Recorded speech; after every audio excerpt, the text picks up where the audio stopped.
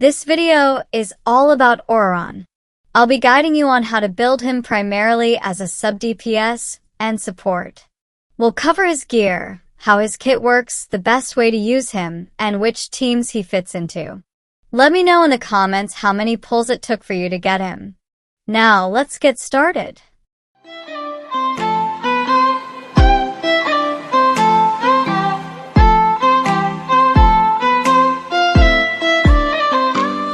So, Ororon is an electro bow user, but his normal attacks are pretty standard with nothing particularly special about them. Ororon's elemental skill is a simple bubble-like projectile. You hit opponents with it, and it can travel up to 3 times. It deals damage with each hit. If there's only one opponent, it'll hit them once. But if there are 3 or more, it'll bounce between them for up to 3 hits. That's basically all there is to it. Ororon's elemental burst places a taunt on the field that draws enemy attention. While enemies focus on it, the taunt moves around and deals electro damage. It's a simple yet effective ability. Ororon's first passive is quite useful. When you use his elemental skill, any nearby party member who hits an opponent with a normal attack, charged attack, or plunge attack will restore 3 energy. This can trigger up to 3 times, giving a total of 9 energy, 3 for the character on the field and 3 for Ororon himself. It's a solid supportive energy passive. His second passive is pretty straightforward. He gains Night Soul points when another character on your team uses their Night Soul burst, or when he uses his elemental skill and a character deals hydro or electro damage. When electro-charged reactions occur, he'll deal extra damage by consuming his Night Soul points. It's mainly just for boosting damage in electro-charged teams. That's basically it for his second passive. Overall, his kit is really simple, actually one of the simplest we've seen in a while, especially for new characters from the Natlan. But we can't forget that he'll be extremely useful in exploration in the new Natlan area, so he is simple, yet not bad to have on the team. From that, we can see that his role is clearly going to be a sub DPS and support. He deals damage through his passive, elemental skill, and elemental burst, scaling with attack like any other sub DPS. On top of that, he supports your team with energy regeneration from his passive, and also benefits from the support of the Natlan set. So, using the Natlan set will naturally make him a solid support character. But yeah, that's pretty much it for Ororon. He's a simple character overall. Now, let's talk about how to build him. Moving on to his talent priorities. For a supportive role, you don't really need to upgrade any talents. But if you're aiming to increase his damage, focus on upgrading his elemental burst first, followed by his elemental skill. These upgrades will boost his multipliers and allow him to deal more damage. Moving on to constellations, let's go through them quickly and see which ones are worth it. First up, C1 adds 2 extra bounces to his elemental skill. This can be really good when there are a lot of enemies, but if there are fewer than 3, it may not be as useful. Additionally, it increases the damage from your passive, making it a solid boost for electro-charged teams. Overall, it's a decent upgrade, especially for electro-charged teams or when playing with a Night Soul character. C2 is pretty straightforward. It gives you an electro damage bonus based on how many opponents you hit with his elemental burst. You can get up to a 32% electro damage bonus for 9 seconds. If you're focusing on his sub DPS potential, this is a nice boost. However, if you're mainly using him for support, it's not really necessary. C3 simply increases the level of his elemental burst, meaning more damage.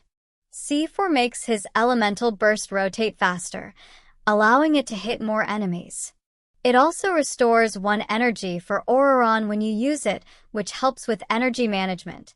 Overall, it's not game-changing, but it offers some extra energy, better uptime on the elemental burst, and a bit more damage. That's pretty much it. C5 just increases the level of his elemental skill, boosting its damage. Finally, C6 is more about support. When a character is on the field and you trigger his passive, they get up to 30% extra attack, which is a nice boost. It also adds more damage from his passive, which is also solid. Overall, none of his constellations are really necessary. At C0, he does his job as energy support, and with the 𝐜𝐴𝐷𝐴𝐷 set just fine. Each constellation mainly boosts his damage a bit, except C6, which adds more support with that 30% extra attack for the active character. But honestly, I wouldn't recommend chasing his constellations. If you get them, great, but they're not essential at all. Alright, moving on to his weapons. As I mentioned before, Ororon is mainly a supportive character, though he can deal some decent sub-DPS damage. So the focus should be on support weapons first. The best support bow for him is Elegy for the end. It boosts your team's attack and elemental mastery, and Ororon can trigger its passive, making it an excellent supportive weapon. If you have it, it's definitely worth using on him. It also has a high base attack, which is nice for him, along with energy recharge. While his damage won't be top tier with it, the support it provides is fantastic. The next best option for support would be the Favonius War Bow. However, it's not ideal for Ororon himself since he doesn't need that much energy and his damage will suffer. But as a support weapon, it's great for any character that needs energy generation. If your team is energy hungry, it could be useful, but it's a rare case. As for other options, most of the remaining bows are focused on damage. The Amos bow is probably the best of these, as it boosts damage significantly. Other 5-star crit weapons will provide high base attack and crit stats, so they'll be solid for boosting his damage if you want to go that route. For 4-star options, you can use the Alley Hunter for a damage bonus or the Stringless for increased elemental mastery, which is particularly useful in electrocharged teams. It also boosts both his elemental skill and elemental burst damage, which is great. The Chainbreaker is another good option for boosting damage. In general, any weapon that increases Ororon's damage will work fine. But Elegy for the end is definitely the top choice for support.